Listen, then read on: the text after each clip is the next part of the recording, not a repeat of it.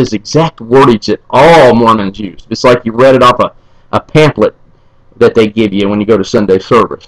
So the Bible's quite clear that the heart is the most deceitful thing above all. That means your feelings. And you cannot trust your feelings. Just like those boys you've been involved with, you thought you loved them, and then you hated them, and then you loved them. You know, whatever's going through your head. You know what I'm saying is true, because you discover later on that feeling you had wasn't really genuine. Okay? Because things are genuine or long-term, and you know that. Some other things I want to address. Oh, you said America was the best country? Yeah, well, that's disputable. But in the Constitution and the way the country is supposed to be set up, yes. Our countries are slowly being eroded away, changed into a different type of country. This is quite proven. We're having a world government come on the scene. This is all prophesied in the Bible. When the Antichrist shows up, he has to rule by one world government. There's secret societies, such as the Masons, are part of all this. They have secret societies, secret families running stuff from behind the scenes, such as the financial crisis we just had. So you need to understand this some point in your life, because this is going to affect everything in your life. You need to understand, when you go downtown to the churches or to your temple downtown, I want you to go look at the stonework around that temple, embedded in that temple. It is Masonic. Okay, you need to go study what Masonry is. Okay, it is the occult. It is straight out of Satan's mouth. Okay, now you can sit there all day and tell me you don't believe, but you need to get off your ass and go down there and disprove me. Okay, you need to stop caring just about what Alicia thinks and start caring about all of us. Okay, let's see here. You said something about a Heavenly Mother. There's nothing in the Bible about a Heavenly Mother. That's a Catholic belief. That's where you get Mary involved. God doesn't need a female to reproduce with spiritually. He didn't really need Mary to reproduce with what that, but he did to be incarnated in the physical. Mormonism teaches that Jesus and Satan are brothers.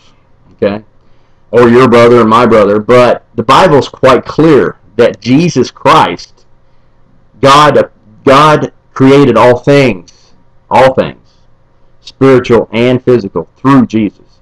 So therefore, Jesus and Satan could not be brothers if he is his creator. The Bible is also very clear that God is a triune Godhead. He's made up of Father, the Son, and the Holy Spirit. They all have equal power, but Jesus is subject to his Father's will. It's very quite clear. Now, I'm not saying he's like a three-headed dragon or anything like that. It's a spiritual thing. I couldn't probably begin to explain to you how it is, but the Bible is very, very clear throughout. Okay. Now, I know you told me one time Mormonism, you didn't believe that. Okay.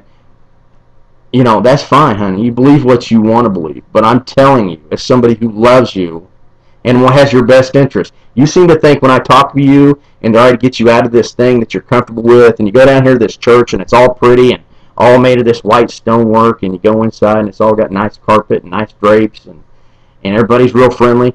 Well, you know what? Guess what? They don't mean nothing. Some of the most wicked people I've ever met are really nice people. Okay?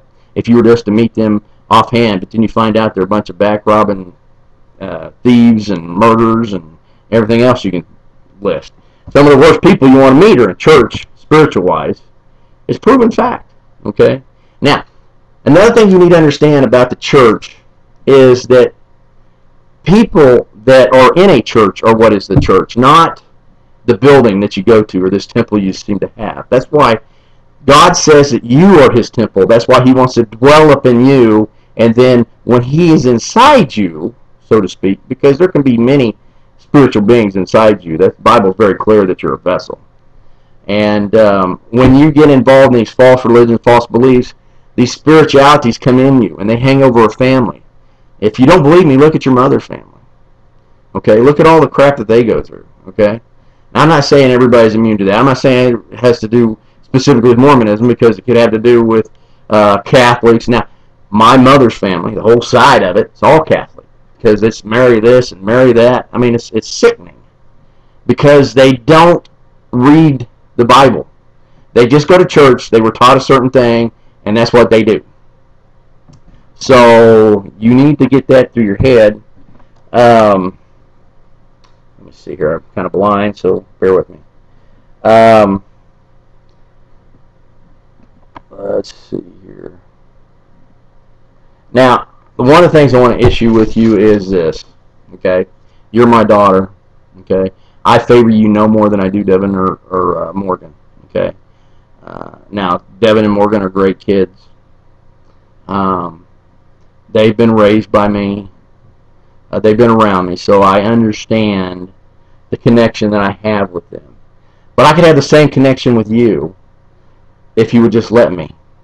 I don't care whether I love you or not. It has nothing to do if you believe, even if you're a Satan worshiper. It has nothing to do with me wanting to be with you. I want you to come down here so we can start our relationship after having my hands tied for the past 18 plus years and not being able to see you. And we can do it on terms without your mother having anything to do with it. Now, you mentally are still bound to your mother because you say, my mother won't let me do this and my mother won't let me do that. And I'm sorry, that just doesn't count anymore. Okay? You're 18 years old and you can legally make all the decisions you want for yourself. Second issue I've got is you won't call. Okay? Bottom line is, I don't care that you don't like phones. Okay? I don't like my doorbell because I hate having to answer the doorbell, talk to people. But I still do. Okay?